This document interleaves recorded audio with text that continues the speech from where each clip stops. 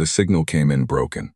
That was the first thing. Not the content of it, not the coordinates buried inside the static, not even the name of the ship, just the brokenness of it.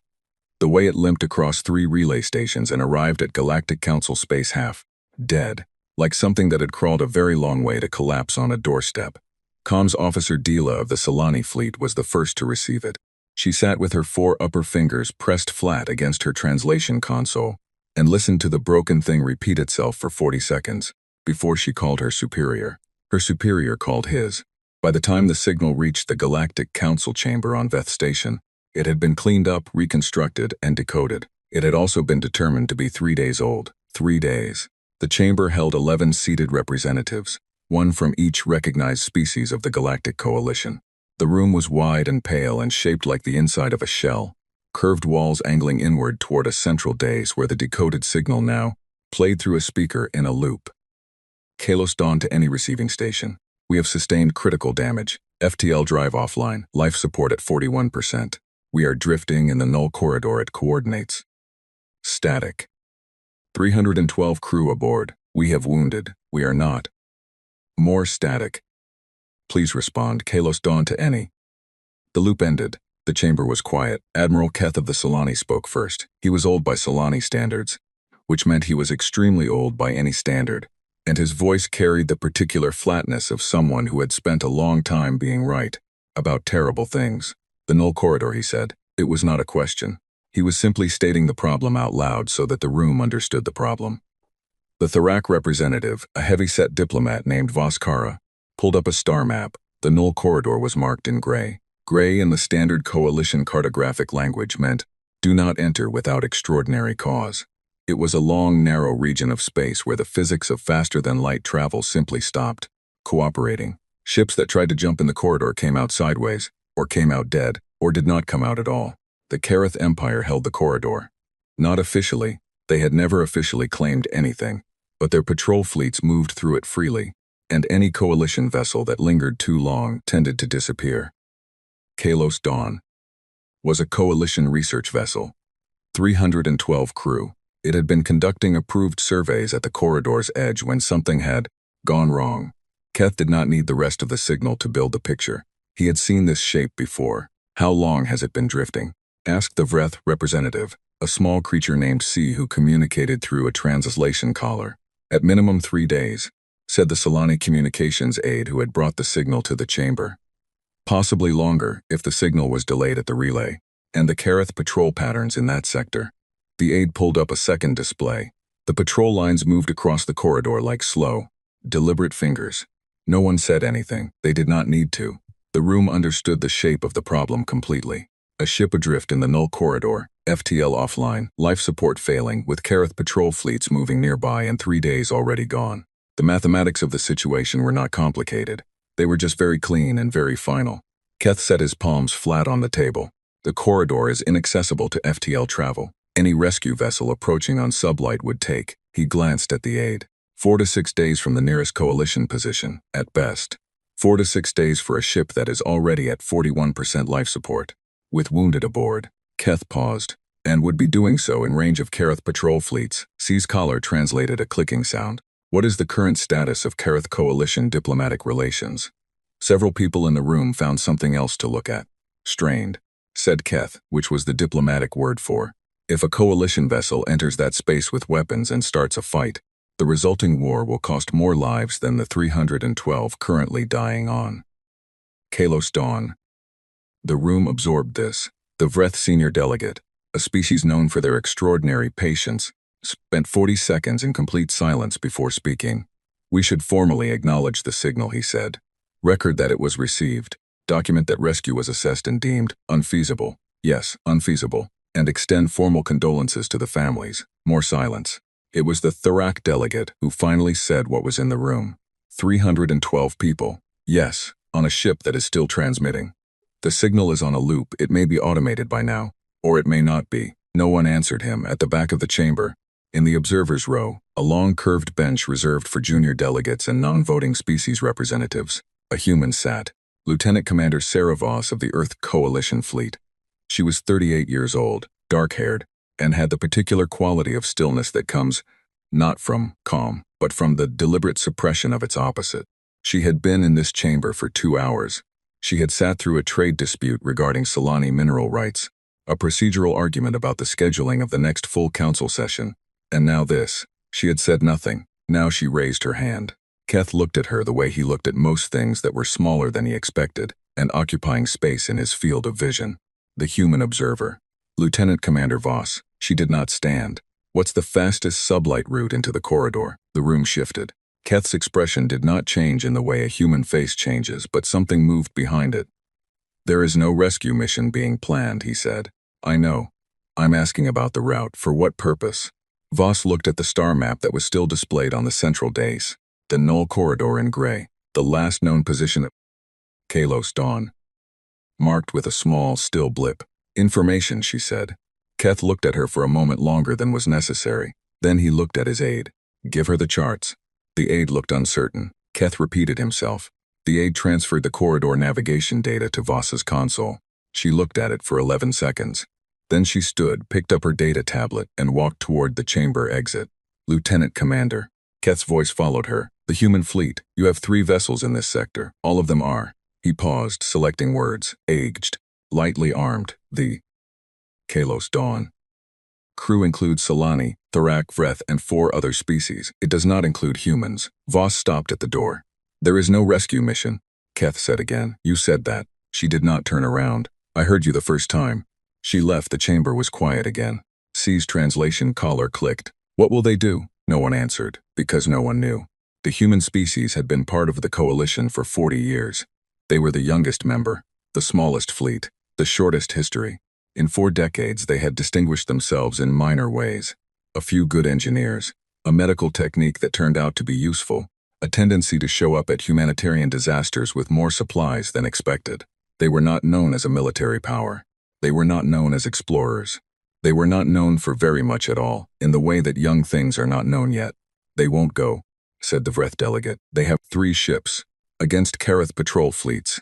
They'll go, said the Theric representative, Voskara, and his voice was strange, not certain, just quiet, like a man who has seen something once before and recognizes the shape of it coming again. How can you know that? He didn't answer. In the docking bay of Veth Station, 14 minutes after Sarah Voss walked out of the council chamber, 3 human ships received new orders. The orders were short. In the human fleet, orders that came from Voss tended to be short. Kalos Dawn, Null Corridor. Attached are navigation charts. We leave in 40 minutes. Do not wait for authorization. The team. Relentless. Was a frigate, 22 years old, with a hull that had been patched in 4 places and engines that made a sound during acceleration, that the engineering team had collectively decided not to investigate too closely. Her crew of 68 had been docked at Veth Station for 3 days, resupplying. The Meridian was her sister ship, nearly identical, slightly worse hull, slightly better engines.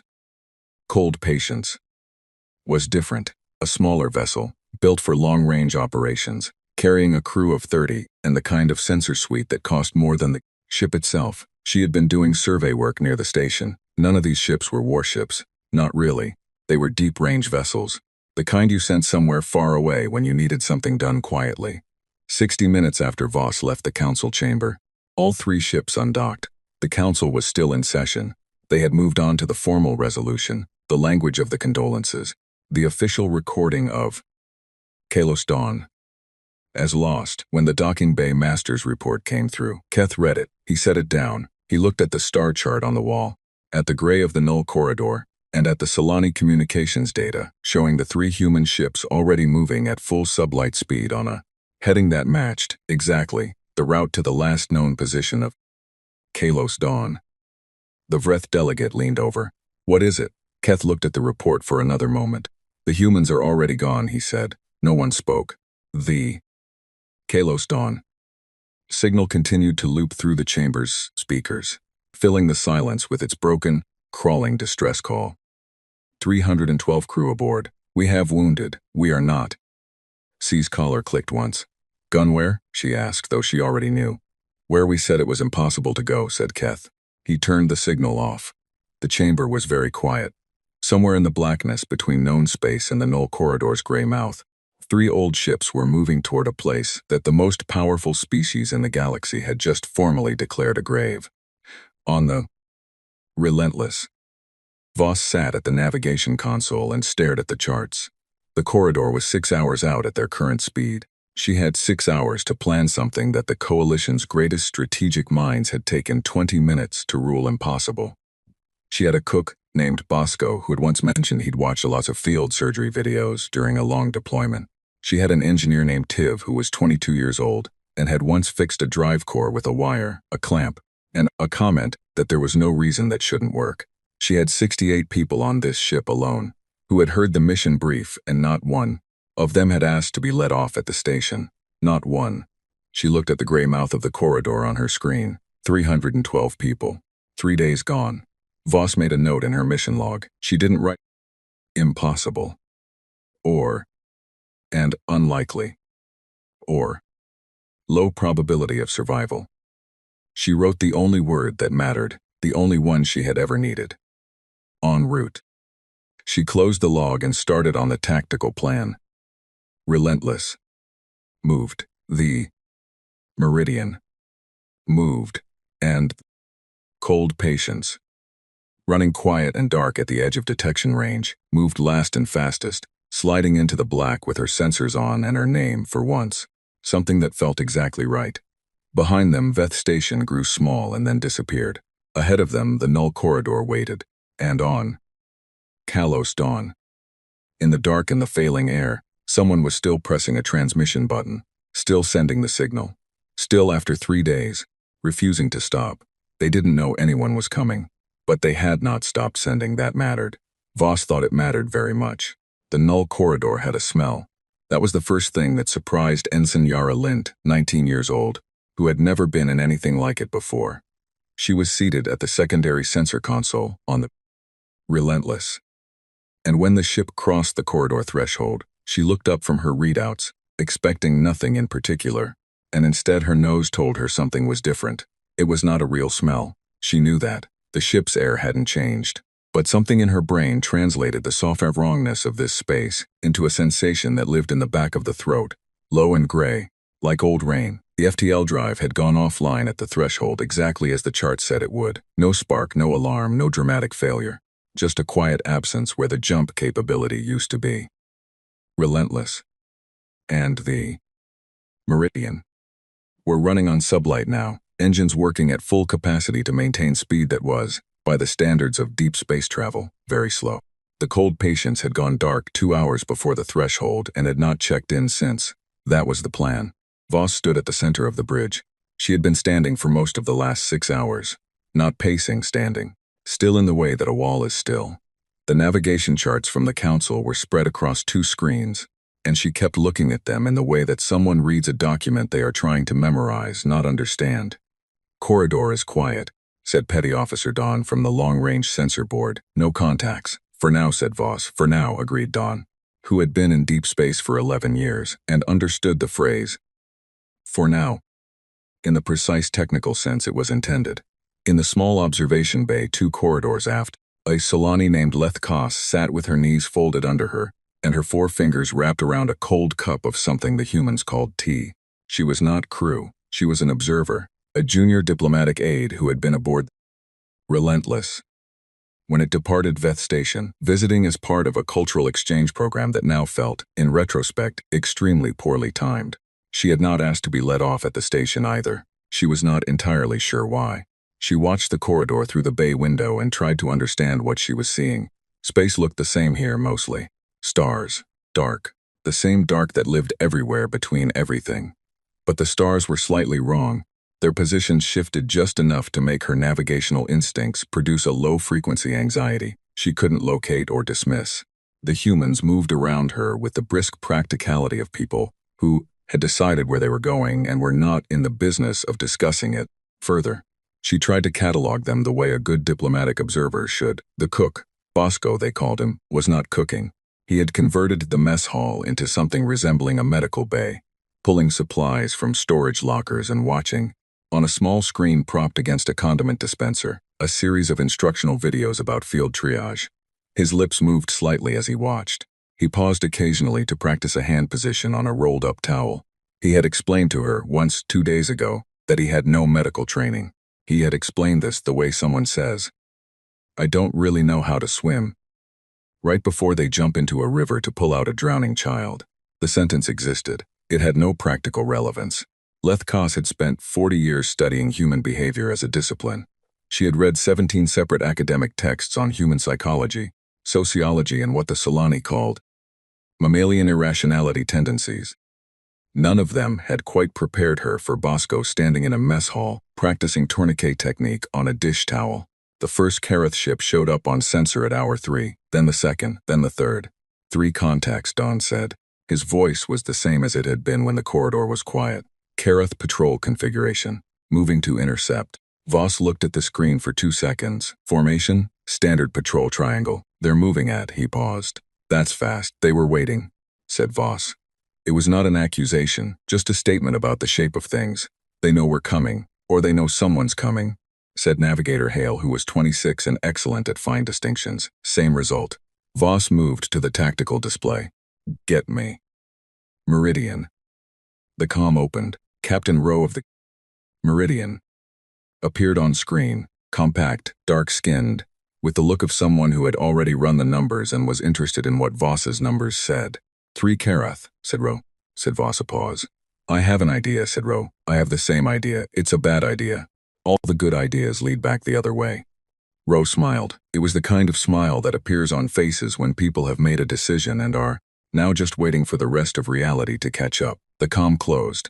In the observation bay, Lethkos felt the relentless change its engine tone. She pressed her hand against the wall. The vibration told a story: acceleration, not evasion, toward the meridian.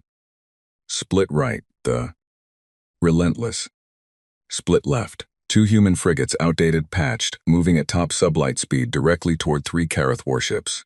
The Kareth held formation for 12 seconds. This was, Lethkos realized later, the moment when the Kareth made their first mistake.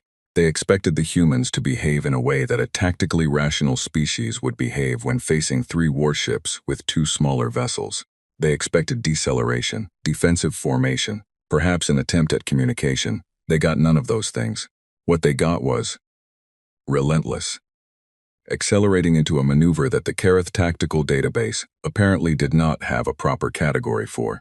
A lateral roll combined with a burn approach that brought her into weapons range, while simultaneously making her a much harder target than anything moving that fast should have been able to be. Lethkos watched through the observation window as the lead Kareth ship opened fire. The relentless moved. Not gracefully, not with the precision that Solani warships moved, the smooth, calculated arcs of a species that had been flying for 3,000 years. The relentless moved like something angry at geometry. A hard juke left, then down, then a sudden 0G roll that physically relocated half the unsecured items on the ship 2 feet in the direction of the nearest wall. Lethkos hit the wall. Her T hit the floor. Somewhere forward, someone swore loudly in English. The shot missed. Relentless opened up with her own weapons at point-blank range. The Kareth lead ship took hits across its forward hull. Not catastrophic. Relentless was not a heavy weapons platform, but real damage, the kind that made a ship's crew look at each other and ask questions. Meanwhile, the Meridian had done something quiet and clever on the other side of the formation. She had not engaged the flanking Kareth ships directly. She had burned through the gap between them at full speed and come out behind the formation, which meant the Kareth now had a human ship in front of them and a human ship behind them, and the math of that was uncomfortable regardless of size difference. The 3rd Kareth ship opened fire on the Meridian. Dot caught her aft section. Meridian spun. For 3 seconds she looked dead, dark and turning, and then her engines came back up and she was still moving, on the relentless. Voss watched the Kareth lead ship for the decision. It came after 14 seconds. The lead Kareth slowed, began a turn. Not an attack vector. A withdrawal, not a retreat. A withdrawal, there was a difference. The Kareth were not beaten. They were surprised. They were also, Voss suspected, running a report back to whatever fleet was deeper in the corridor. Let them go, she said. No one had suggested stopping them. She said it anyway. to fill the silence where a victory would have been. In a story where things were going well, things were not going particularly well. The Meridian reported in, aft hull damage, 1 crew member injured, engines functional, weapons at 60%. Captain Rowe's voice was steady in the way that voices are steady when you are counting up what you lost and deciding that what's left is enough. "We're good," said Rowe. "You're not good," said Voss. "We're good enough," said Rowe. The Relentless held her course.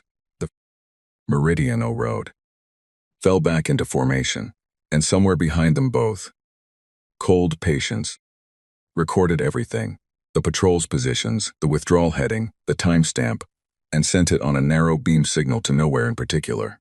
Except nowhere in particular was the direction of known coalition space. In the observation bay, Lethkos sat on the floor where she had landed, surrounded by the spilled tea, and looked at the stars. She was composing in her head the report she would eventually send back to the Solani diplomatic office. She had reported on human behavior before. She had described it in precise and measured terms for audiences who had not directly observed it.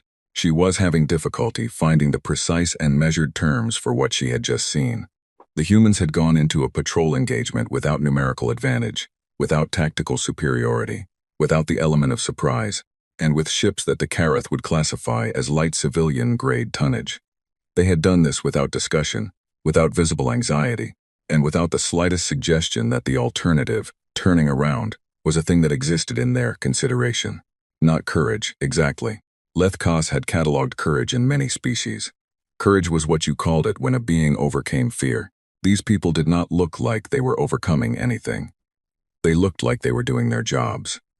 She stayed on the floor for another minute, then stood up, and went to help Bosco in the mess hall, because there was going to be work to do when they reached Kalos dawn. And she had read enough about Solani biology to be useful with triage. She learned 2 things in the next hour: that Bosco was a faster learner than anyone had told her, and that in the Solani medical tradition, you did not work on a patient without the appropriate tools and training. Bosco's approach to this principle was to watch more videos. On the Karath patrol ship retreating toward the deeper corridor, the patrol commander sat at his communications console and completed his report. He described the engagement accurately. He described the ship types, the armaments, the crew counts as best he could estimate them. Then he described the behavior. He spent a long time on the behavior. He used the Karath military code for irrational, applied to movement patterns. He used the word that meant did not respond to standard deterrence. He used a phrase that translated loosely as continued moving when cessation was the logical conclusion. His superior, receiving the report 3 hours later, read it twice. Then he sent a query deeper into the corridor, to the fleet that was waiting near the coordinates of Kalos dawn. The message said, "Human ships incoming, they know. They are still coming." The fleet commander read this. He read it again. He did not fully understand it, not in the sense of finding it impossible, because clearly it was happening, but in the sense of the shape of it, the why of it, which did not align with anything in his understanding of how species behaved when faced with superior force in hostile space. He filed the query away and ordered his fleet to hold position. He would understand it, or he would not. The humans were still coming regardless. On the 11th day, Yala stopped counting hours. She had been counting them since the 2nd day, when it became clear that rescue was a hypothetical, and the most useful thing she could do with her mind was give it something small and manageable to hold on to. Hours. She had counted 546 of them before she stopped, not because she'd lost track, but because the number had started to mean something she didn't want it to mean. She was a Solani research scientist, 40 years old, with a specialty in exogeological formation patterns. She had come aboard Kalos dawn to study a rock formation at the edge of the null corridor that her models suggested was 3 billion years old. She had found it, catalogued it, sent her preliminary data to her home institution, and then the ship had been hit. Not by weapons, by something that she had since come to understand was a Karath interference pulse, a specialized device they used to collapse FTL drives in a targeted vessel without destroying the ship itself. Destroying the ship would be wasteful. A disabled ship that sat in the corridor, broadcasting, was better. It attracted others. Yala had worked this out on day 4. She had not shared it with the rest of the crew immediately. She'd needed to be certain. She'd been certain since day 6. She was sitting in the corner of the engineering bay when she heard footsteps and looked up to find Dreth approaching. He was a Tharic structural engineer, wide, low-gravity built, with the particular density of his species and a face that expressed things in ways she had spent 11 days learning to read. Right now, his face said, "The news I have is the same as the news I had before," which was not good. "Life support," she asked. 34%. He sat down next to her. His weight against the floor was audible. "I've isolated sections B through D. Everyone's moved to A&E. We can hold maybe." He stopped. "How long, Dreth?" 60 hours. "Maybe 70 if we restrict movement." 70 hours. She ran the math without meaning to, the way she always ran math, automatically. The way breathing is automatic.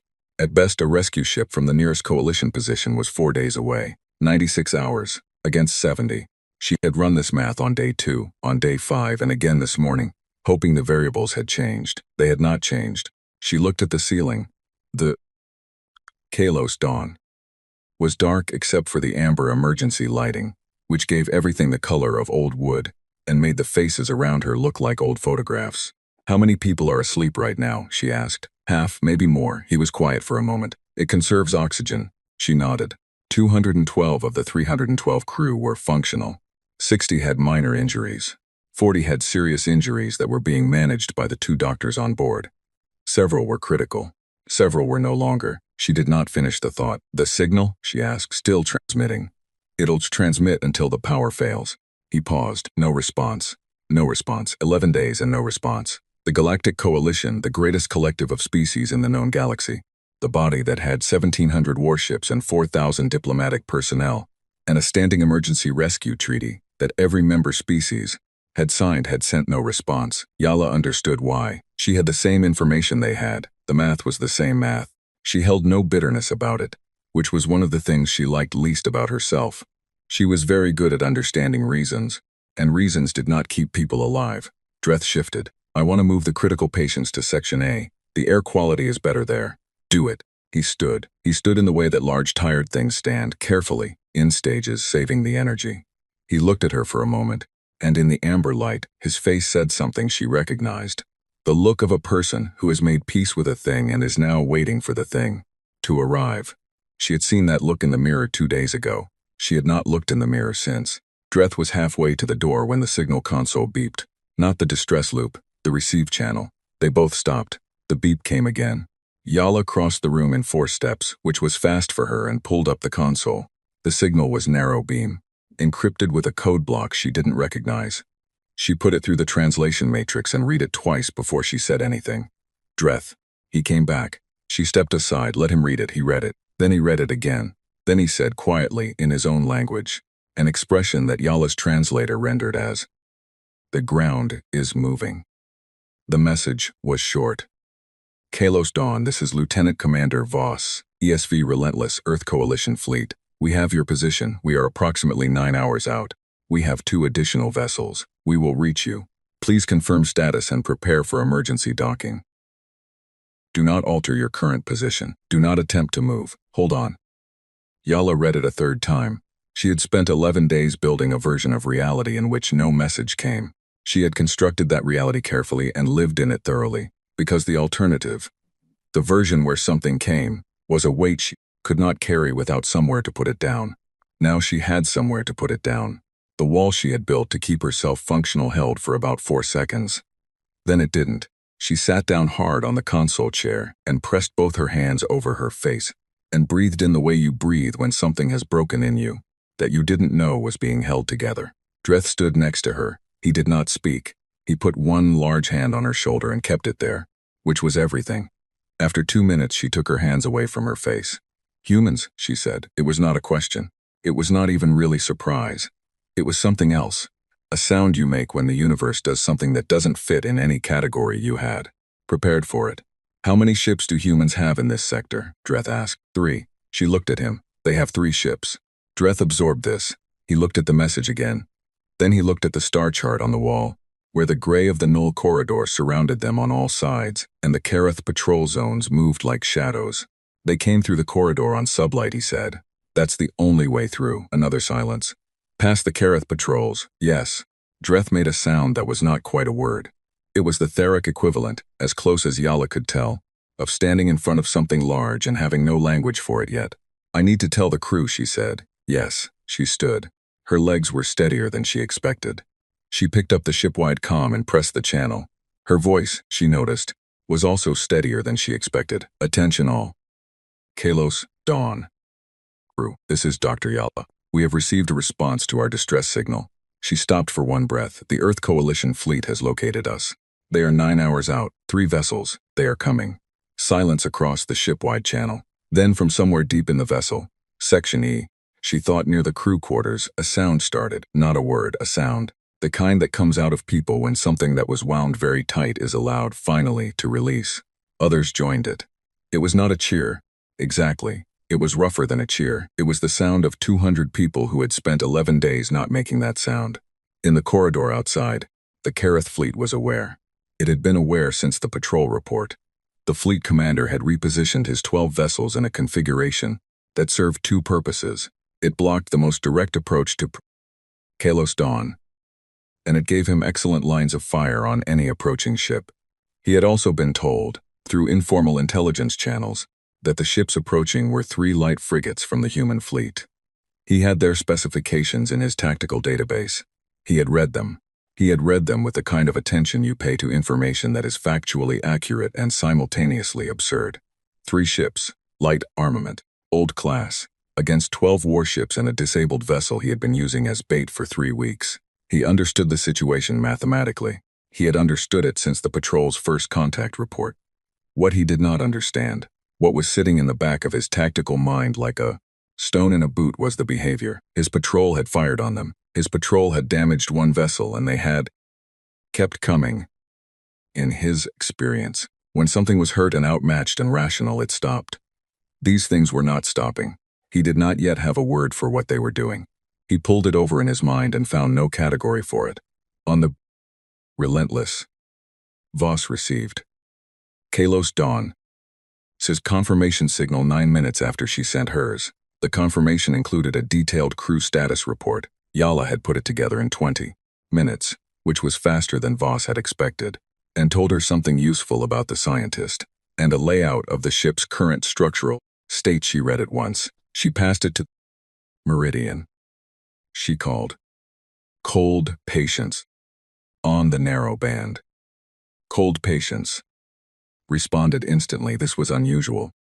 Cold patience had been silent for most of the last 18 hours, running dark and collecting intelligence. The fact that they responded instantly meant they had been waiting. "Report," said Voss, the commander of Cold Patience. A woman named Asa Kier, whose speaking style could be described as minimalist on its verbose days, said, 12 Kareth vessels holding position around target. They're in an intercept configuration." A pause. "It's a trap. Was always a trap," said Voss. "The disabled vessel was bait. Yes, we're walking into it anyway. We're continuing our course," said Voss, which was the same thing said differently. Another pause from Kier, then, "I have their comm frequencies." Voss went still. "All of them?" "All 12. 16 hours of passive collection. I know their patrol cycling, their check-in intervals, their command chain." A shorter pause. "If you want to be very loud, very publicly, I can put you on their command frequency." Voss looked at the tactical display. 12 Kareth ships. 3 human ships. 9 hours to Kalos Dawn. She thought about it for 4 seconds. "Do it," she said. I want to transmit in Karath. I want every one of their ships to hear it, and I want it on frequencies that their command will also receive. Simultaneously. What do you want to say?"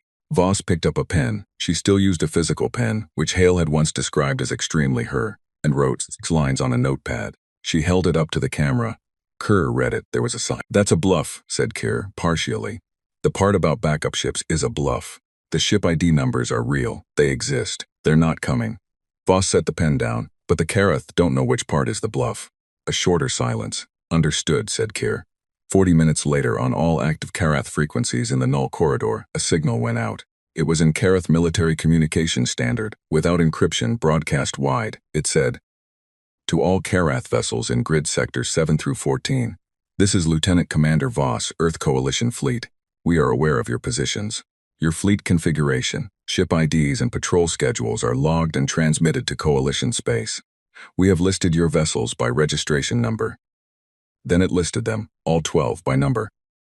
Additional coalition vessels are en route. We will reach the Kalos Dawn. We will remove all 312 crew. You may engage us if you choose. We will be providing regular status updates to coalition space and the galactic press for the duration of our operation. Thank you for your attention. On the Kareth Fleet Command ship, the commander read the transmission. His communications officer waited. The fleet held position. 3 seconds passed. 5, 10. Hold, said the commander. He did not know if the backup ships were real. He did not know how they had gotten his ship IDs.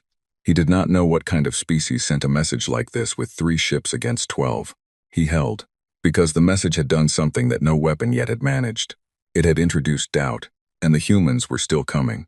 The cold patience hit. Kalos Dawn.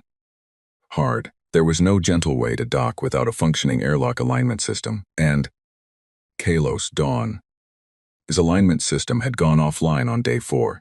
Asakur brought her ship in at an angle that her navigator spent 40 seconds arguing was wrong, and that Kerr spent 0 seconds reconsidering, and the 2 vessels met with a noise that resonated through both hulls like a struck bell.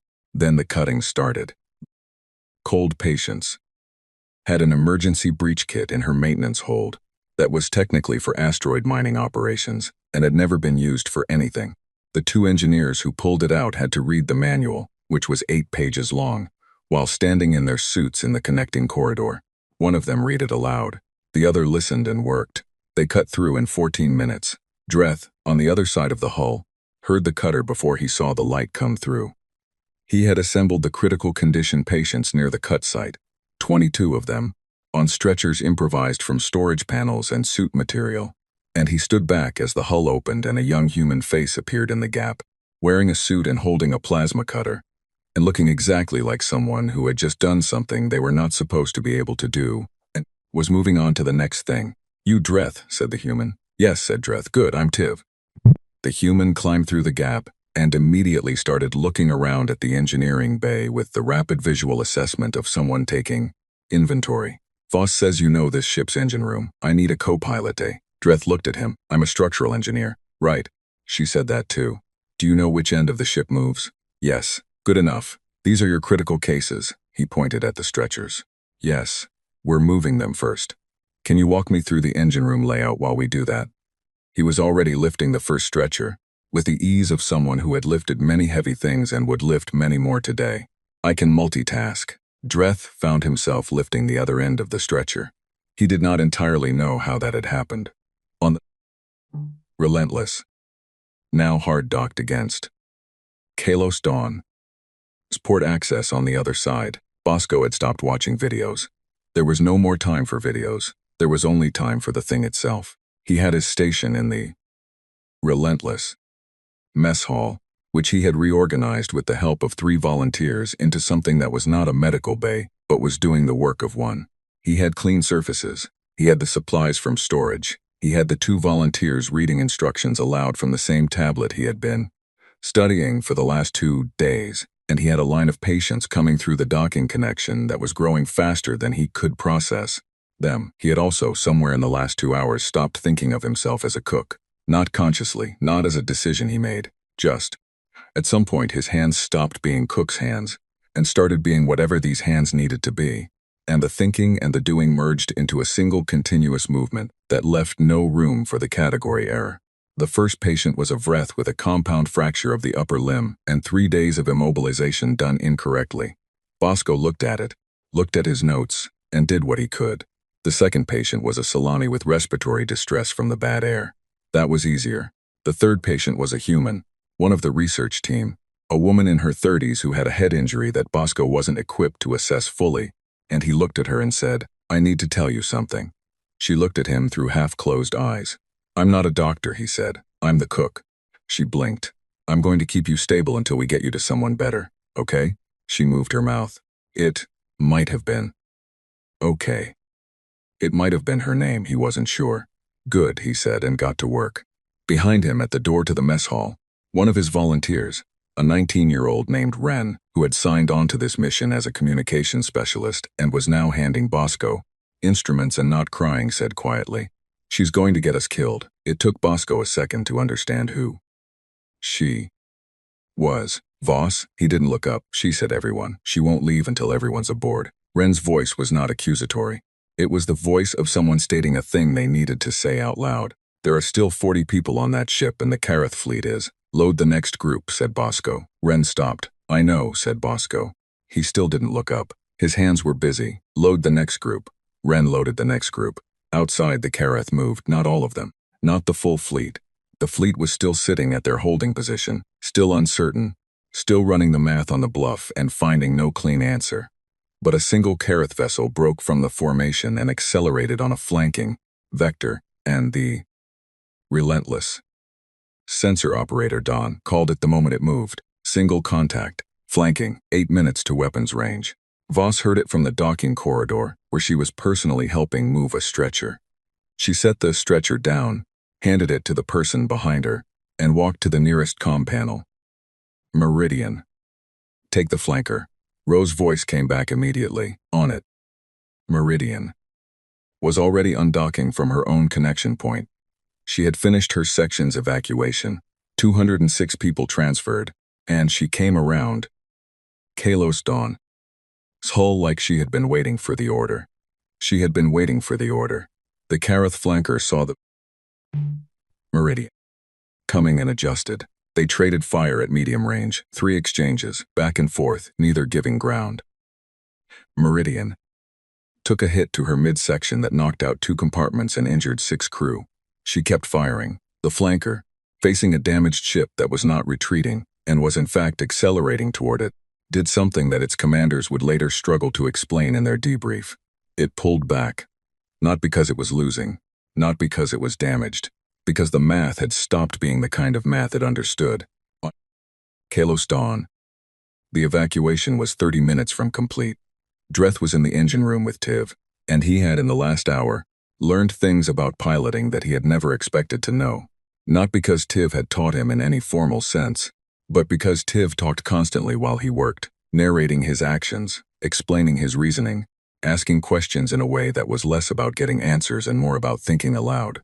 And Dreth found, to his own surprise, that he was absorbing it, filling the mental categories of structural integrity and load distribution, with new content labeled thrust vectoring and compensatory burn. If we need to move this ship, Tiv said, it's going to be rough. The drive is shot, but the maneuvering thrusters are still technically on. They're just depressurized on the port side line, said Dreth. Tiv looked at him. I did the structural assessment on day 3, said Dreth. I needed to know what was failing and in what order. Can you repressurize it? Not fully. Enough?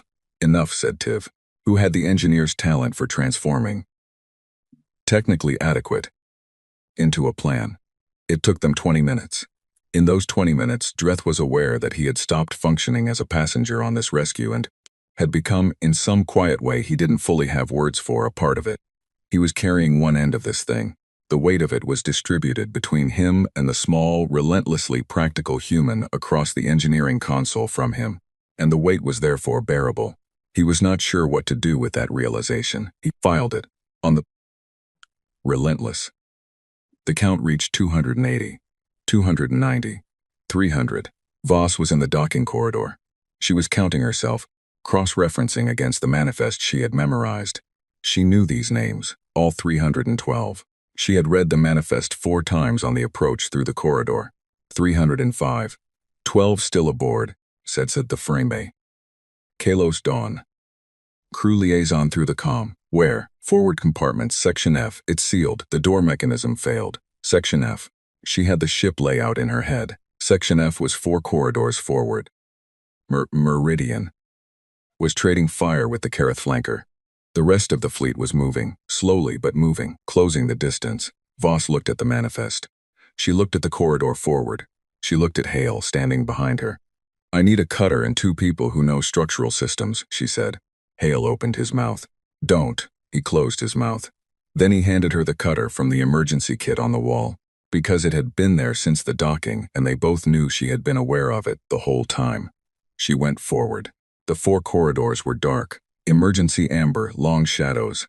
She moved through them with the cutter in one hand and the manifest in the other, And somewhere behind her she heard the two volunteers Hale had found following at the distance.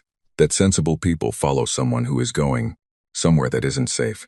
Section F's door was jammed at 40% open, not fully sealed, 40%. The 12 crew inside had not been able to widen it. Voss looked at it for 2 seconds. She put the cutter to the frame and cut. It took 5 minutes. It felt longer. When the door gave, the 12 crew on the other side looked at her with the expressions of people who have been sitting in the dark for 3 days longer than hope should have lasted. There was a Vreth elder, 3 Thorak researchers, 6 Solani junior staff, 2 humans she didn't know. She looked at the manifest. She counted. 12. Let's go, she said. They went. In the Kareth Fleet command ship, the commander watched his tactical display update in real time. The human rescue ships were still docked. The evacuation was still ongoing. His flanker had pulled back for reasons that were hard to explain without sounding like the explanation didn't belong in a military report. The fleet was 4 minutes from weapons range on the docked vessels. His communications officer turned from her console. Commander, the humans are transmitting again. Broadband. What are they saying? She read it. They're broadcasting the evacuation status. In real time. They're telling the galactic press. They've flagged it as a live press broadcast. The number of crew evacuated. The names of the Kareth vessels in range. The current tactical situation. A pause. They're calling it a rescue operation under fire. They are naming your ship, Commander. He was quiet. 307. 308. He watched the number go up in real time on the intercepted broadcast. If he fired now, if he destroyed the docked vessels now, the names of his fleet were attached to that number. In every press relay in known coalition space he held 312. On the Relentless. Voss walked back through the docking corridor with 12 people behind her, and at the door of the mess hall she found Bosco, who looked up from what he was doing, and looked at her, and looked past her at the 12, and his face did something complicated. That's everyone? He said. That's everyone, she said. Bosco sat down on the floor of the mess hall right where he was standing, and put his face in his hands for about 5 seconds. Then he stood up and went back to work. Undock, Voss said into her comm. The 3 ships separated from Kalos Dawn, which Tiv and Dreth had managed to coax into a very slow accompanying drift on maneuvering thrusters, and turned for the corridor exit. The Kareth fleet was 2 minutes behind them. The number was still being broadcast. 312, all of them. The bay. Meridian. Was dying. Not immediately, not all at once. She was dying the way old ships die when they have taken 1 too many hits in the same afternoon. Slowly by degrees, one system going quiet after another as the damage crept through her from the aft section forward. Her hull was intact. Her crew was alive. Her engines were at 31%. 31% was enough to move, barely. Captain Rowe had run the numbers twice and accepted the result both times. They were 8 hours from the corridor exit. The Meridian could maintain her current speed for approximately 5 of those hours before the engine situation became something different. From struggling, and became something called stopped. She called Voss on the command channel. I can make it, she said. Tell me what make it means in your current math, said Voss. Rowe told her. Silence. We're not leaving you, said Voss. I know. I'm saying the Relentless should push ahead with the survivors. Cold patience. Can pace me. Will. We're not separating. Full stop. Voss was quiet for half a second. What do you need? About 3 hours of engine work and a miracle. I can get you engineers, said Voss. Dreth, the Thorak structural engineer from Kalos Dawn. I have my own engineers. You have tired engineers. He has been sitting in the dark on a failing ship for 11 days thinking about what keeps things structurally intact. He has been waiting for something to fix. Voss paused. He's also been talking to Tiv for 2 hours. Between the 2 of them, I'd like to see what they can do with 31%. Another silence from Rowe. Send them, she said. The transfer was done by suit. A short burn between ships, Dreth and Tiv, crossing the gap in the dark with nothing but their suits and the tether line between them. Dreth had done spacewalks before in his professional capacity, inspecting hull integrity on large structures. He had never done one while a Kareth fleet was positioned somewhere behind him at an unknown and closing distance. He did not enjoy it. He enjoyed the engine room of the Meridian considerably more because the Meridian's engine room was a problem, and problems were things he was good at. He and Tiv worked in near silence, which was not how they had worked on Kalos Dawn. Their Tiv had narrated constantly, but in this space, at this pace, with this particular kind of pressure, they fell into a rhythm that didn't need words. Tiv pointed, Dreth assessed, one of them acted, the other compensated. Meridian. His chief engineer, a human woman named Paz who had been awake for 22 hours, watched them for 40 minutes and then stopped watching and started handing tools, because there was no point in watching when there was work to be done. Behind them, the Kareth fleet was still following. Not gaining, but not falling back, holding distance, like someone following at a pace designed to watch rather than catch. Cold patience ran between the Meridian and the fleet, keeping her sensor suite live, broadcasting continuously. Asa Kerr had been broadcasting since the evacuation, not just status updates now, but full telemetry, ship positions, fleet movements, time-stamped and transmitted to every coalition press relay in range. This was, technically, not a military tactic. It was also working. The Kareth fleet commander was watching his own broadcast in real time. His name was in it. His fleet's movements were in it. Every decision he made was being documented by a small censorship he couldn't suppress without destroying it openly, in front of the entire press relay network, which would transform a quiet corridor operation into an interstellar incident with his name attached. He held distance. He watched. He did not fire. At hour 4, the Meridian. His engines came up to 47%. Not a miracle. 47% was not miraculous. It was the result of 2 structural engineers and a chief engineer making a series of decisions that, taken individually, each represented a controlled risk and, taken together, represented the kind of desperate competence that doesn't have a more precise name. Ro felt the change in the engine tone from the command bridge and closed her eyes for 3 seconds. Then she opened them, because there was still 4 hours of corridor to cross. On the relentless. Lethkos was in the converted medical bay, which was what the mess hall was now. She had been working alongside Bosco for the last 9 hours. She had stopped being a diplomatic observer approximately 4 hours ago, in any practical sense. Right now she was holding the arm of a Thurak researcher named Vel, while Bosco worked on the wound that had been improperly dressed for 11 days. Vel was talking. He talked a lot when he was in pain, a Thurak response that Lethkos found easier to accommodate now that she'd had 9 hours of practice. He was talking about his family, his children, the research project he had been working on before the incident. He talked in the rapid, looping way of someone keeping their mind very busy. Bosco worked and listened. He did not tell Vel to be quiet. He did not tell Vel everything would be fine. He listened, and occasionally said, "I hear you," and worked, and that was the whole of it. Later, much later after all of this, Lethkos would write her report.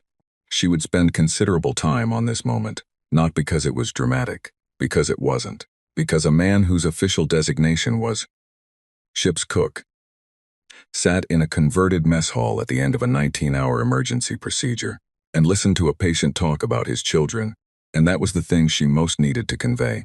It was the ordinary enormity of it. The corridor exit came up at hour 7 and 40 minutes. The relentless crossed first back into normal space, FTL capabilities re-engaging with a hum that felt to everyone who heard it like a door unlocking. Then cold patience. Then they Meridian. Trailing, engines at 49% and climbing, her hull carrying the visible geometry of damage that would take 3 months in dry dock to fix properly. The Kareth fleet stopped at the corridor boundary. They did not cross. They stayed in the gray and watched the 3 human ships come out into known space and did not follow. The reasons for this were debated in Kareth military circles for some time afterward. Some argued it was strategic calculation, coalition space, open engagement, the press coverage. Some argued it was the unknown factor of the cold patience. Sensor data now transmitted broadly enough that destruction of the ship would not destroy the evidence. Some argued it was the backup ships that may or may not have existed. No one, in any of those discussions, used the simple word, afraid. But the Kareth commander, watching the 3 ships come out of the corridor and turn toward coalition space, felt something he had no military category for, something that sat in his chest and did not resolve. He filed his report. He described the operation accurately. He described the bluff. He described the behavior. He described the result. He used the phrase his patrol commander had used. Contagious madness. In his private log, which was not a military document and was never transmitted anywhere. He wrote a different phrase. It translated roughly as, "They do not have an ending they accept." Veth Station received the 3 ships 11 hours after they crossed back into known space. The docking bay was not quiet. The council had been in session, the sort of emergency session that gets called when something happens that the standard meeting agenda doesn't have a category for, and a significant portion of that session had ended when the first confirmation signal from the Relentless came through. Some of the delegates had moved to the observation deck. Others had remained at their seats, which was not because they lacked interest, but because some things are easier to absorb when you are seated. The 312 crew of Kalos Dawn came off the ships over the course of 2 hours. Some walked, some were on stretchers, several were carried. The Solani medical teams from the station took charge in an efficient rush of organized care, and Bosco stood at the end of the docking ramp and watched them go with the face of someone who has been running on something that is not sleep or food for too long and is only now noticing. A Solani medic approached him. "Are you injured?" she asked. Bosco thought about it. "I'm a cook," he said. She looked at the state of his hands, his clothes, the dried evidence of 9 hours of field triage on his arms.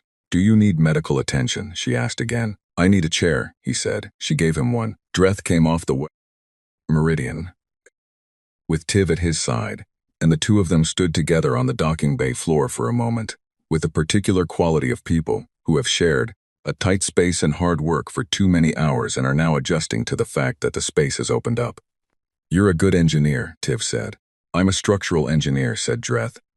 You're a good engineer," said Tiv again, with the finality of someone who was not interested in the distinction. Dreth was quiet. Then, "You came through the corridor, in those ships." "Yes." "Why?" Tiv looked at him with a mild expression of someone being asked to explain a thing that doesn't feel like it has an explanation because it is simply the shape of reality. "There were 312 people on that ship." Dreth waited. "That's why," said Tiv. In the council chamber, Admiral Keth of the Solani stood at the head of the table and looked at the arrival report. Then he walked to the docking bay observation window and looked at the ships. The Relentless had a hull patch on her port side that was a different color from the rest of the hull, which meant it was newer.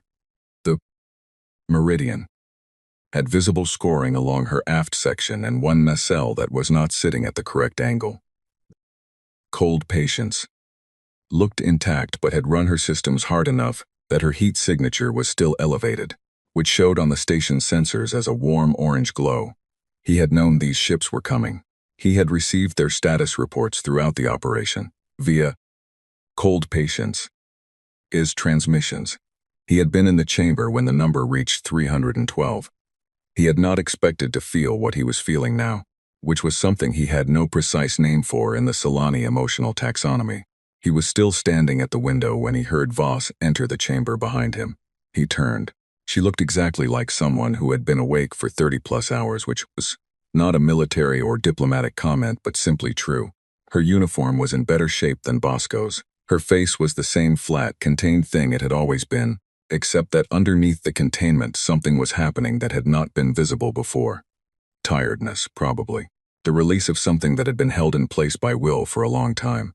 Keth looked at her. "We calculated a 0.3% survival probability," he said, "for the Kalos Dawn crew." A pause. "We ran the numbers 3 separate times," he added, "with different variables. The highest estimate was 0.3%. Voss looked at him. "We don't really use that number," she said. He did not respond immediately. He turned back to the window. Outside, the 3 ships sat in their docking clamps, and the station's repair crews were already moving around them, with the assessment tools of people, beginning to understand how much work there was to do. "No," said Keth finally. "Not agreement exactly. Understanding. The kind that arrives after the fact and sits differently than knowledge. I see that you don't." In the Solani Council records, filed within the hour, Yala's report on the rescue operation ran to 47 pages. She was a thorough scientist. She documented everything. The signal, the waiting, the count of hours, the message from the Relentless, the evacuation, the behavior of the humans throughout. Her conclusion was 3 sentences. The humans came. They had no tactical advantage, no numerical superiority, and no strategic necessity to act. They came because there were people there. In the Karath command logs, flagged confidential and internal, The corridor fleet commander officially noted that 3 contested patrol sectors along the corridor boundary would be deprioritized for the coming cycle. No announcement, no treaty, no acknowledgement. They just moved back. No one in the coalition officially claimed to understand why. In the docking bay, Bosco sat in his chair and ate something that someone had brought him. He wasn't entirely sure what it was, but it was warm, and there was a lot of it, which were the 2 qualities he required most, and watched the station's medical teams work. He watched the Solani doctors assess the patients he had managed for 9 hours, and he watched them make the small faces that doctors make when they look at field work done without the right tools and training, the faces that lived somewhere between, "This isn't how we do it," and it worked. He was fine with that. In the quiet, after the immediate rush had passed, and the corridor outside the docking bay had settled into the lower hum of ongoing care rather than emergency, Lethkos found him there. She sat in the chair next to him without being invited, which felt appropriate. They sat together for a while. "You know I'm writing a report," she said. "About the mission?" "About humans." She was quiet for a moment. "I've written 3 before, about your species, academic studies, behavioral analysis." A pause. "I think I'm going to have to revise my methodology." "Why?" She thought about it. "Because I've been studying you from the outside," she said, "and that turns out to miss a great deal." Bosco ate another bite of the warm thing. "There's going to be another signal," he said. "Not a prediction, a statement of fact. The way you state the thing you know is coming because it has always come before. Some other ship, some other corridor." Lethkos said nothing. "She's already reading coordinates," said Bosco, meaning Voss, meaning somewhere on this station right now there was a woman looking at a star map with the same contained expression she had worn, walking out of the council chamber. Except now the star map was different and the expression meant the same thing it had always meant. Lethkos looked at him for a moment. "Will you go?" she asked. Bosco finished the warm thing, set the container down, looked at his hands, at what was on them and what they had done today and what they were capable of, apparently, when the situation required it. "Yeah," he said. There was nothing complicated in the word. No drama, no resolution. Just the simple shape of a decision that had never actually been in question. The galaxy had many words for courage. It had long and formal words, ancient words carried forward from the old martial traditions of a dozen species. Words that meant the overcoming of fear. Words that meant sacrifice. Words that meant valor. Humanity just had the one. Again. And somewhere in the dark, another signal was already coming.